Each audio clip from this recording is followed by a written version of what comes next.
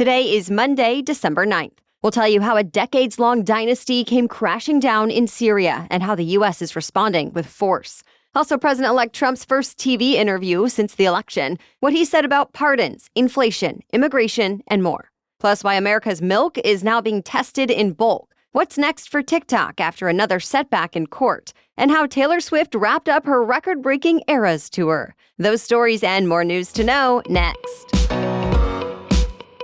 Welcome to The Newsworthy. All the day's news in around 10 minutes. Fast, fair, fun, and on the go. I'm Erica Mandy. Thanks so much for being here. You ready?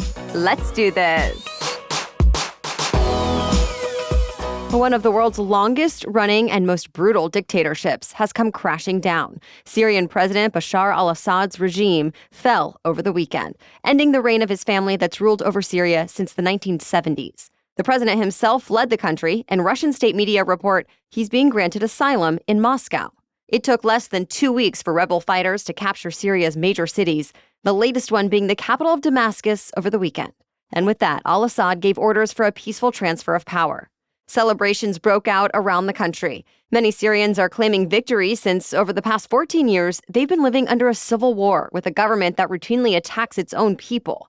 Nearly 500,000 Syrians have been killed, and half of the country's pre-war population of 23 million people have been displaced. So change is welcome.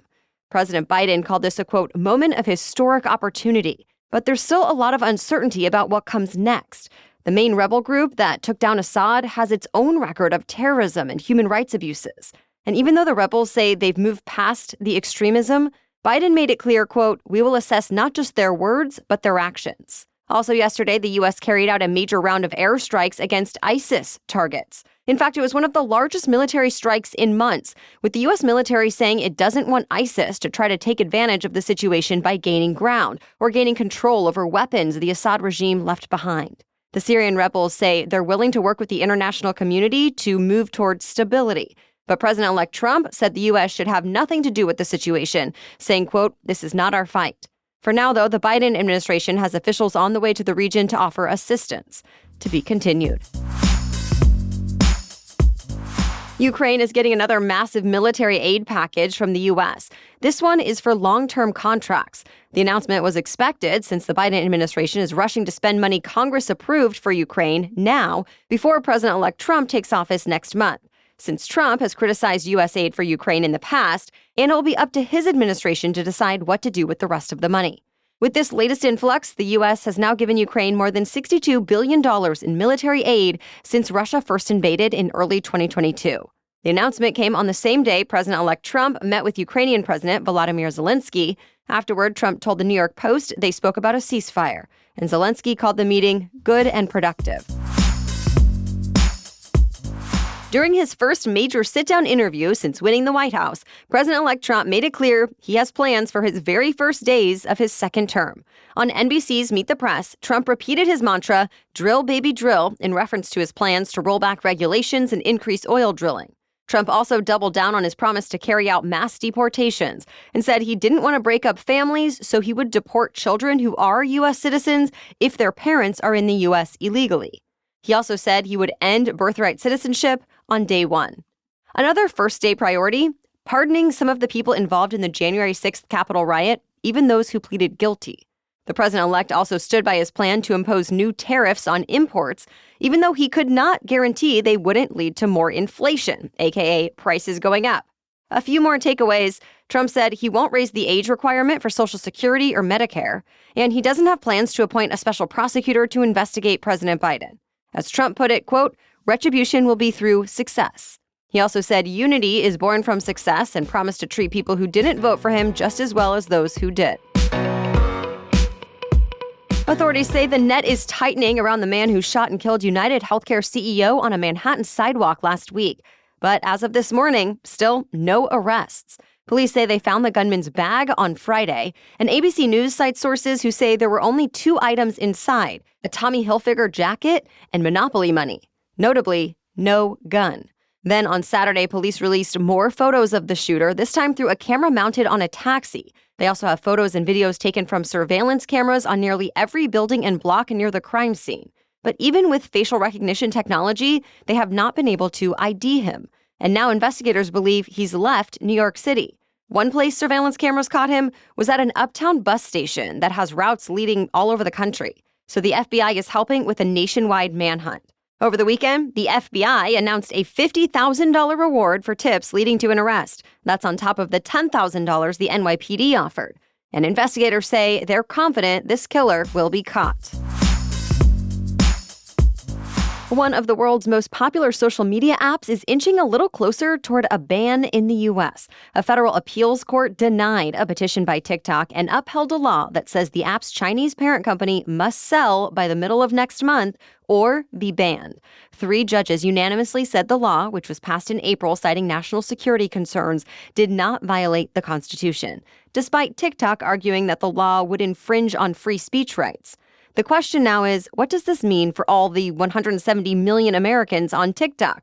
Well, over the weekend, a flood of TikTok creators asked their followers to subscribe to their channels on rival platforms like Instagram or YouTube. But TikTok insists the fight is not over yet. It plans to appeal to the Supreme Court. Stay tuned. We have more news for you still ahead. But first, this episode is brought to you by Hiya Health. It's that time of year, sick season, and the holidays when our routines and meals can get a bit off track. So all of that is why I'm glad my little boy takes his Hiya Children's Vitamin every day. It helps support his immunity, energy, brain function, mood, his developing body, and more, no matter what else is going on in our lives.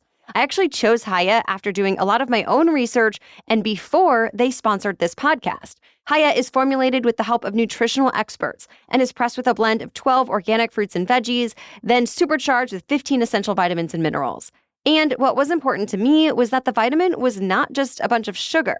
Instead, Hiya is made with 0 sugar and 0 gummy junk, and yet my little boy loves the flavor and our routine. So we've worked out a special deal with Hiya for their best-selling children's vitamin. Receive 50% off, half off your first order. To claim this deal, you must go to hiyahealth.com/newsworthy.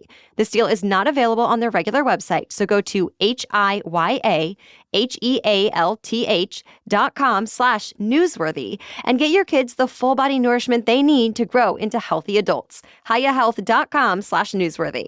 Okay, now back to the news. There's a new biggest contract ever in professional sports. Superstar baseball player Juan Soto signed a $765 million 15-year contract with the New York Mets yesterday. It's the most money ever included in a professional sports contract. You may remember Los Angeles Dodgers MVP Shohei Ohtani set the previous record just 1 year ago with his $700 million contract. Part of what makes Soto so valuable now is not only his skills, but also his age. He's only 26 years old. And with that, the 15-year life of the deal makes it the longest in MLB history, too. Officials will start testing all American-produced milk for bird flu. It's the latest measure to try and stop the spread of the disease, which has been infecting dairy cattle for around a year. To be clear, federal health officials still say pasteurized milk is safe to drink, but they want to test milk before it's pasteurized, since that poses a risk for milk processors who interact with pre-pasteurized milk or customers who drink raw milk. They're also hoping to control any outbreaks before the virus has a chance to mutate and become more dangerous for humans. There have already been voluntary guidelines in place to measure the extent of bird flu in cows, but most producers have chosen not to test or give officials infection numbers. Now, they'll have to. As of right now, it's unclear whether the incoming Trump administration will continue the USDA's testing requirements. Hip-hop legend Jay-Z is now being accused of raping a 13-year-old girl. The accusation came out in a civil lawsuit related to the Sean Diddy Combs case. The suit says Jay-Z, whose real name is Sean Carter, and Combs met the girl at an MTV Video Music Awards after party. The accuser says she drank something at the party that made her feel woozy. Then she says both Diddy and Jay-Z assaulted her. The lawsuit was originally filed in October, naming only Combs. Then, over the weekend, the accuser's attorneys refiled the suit to include Jay-Z. Carter says none of the allegations are true, calling them heinous, and he said if they were true, there would be criminal charges. He actually filed his own lawsuit against the accuser's lawyers, saying they've been trying to blackmail him. Meanwhile, Combs is still behind bars, waiting for his trial on sex trafficking and other charges to start, and that's scheduled for May 5th.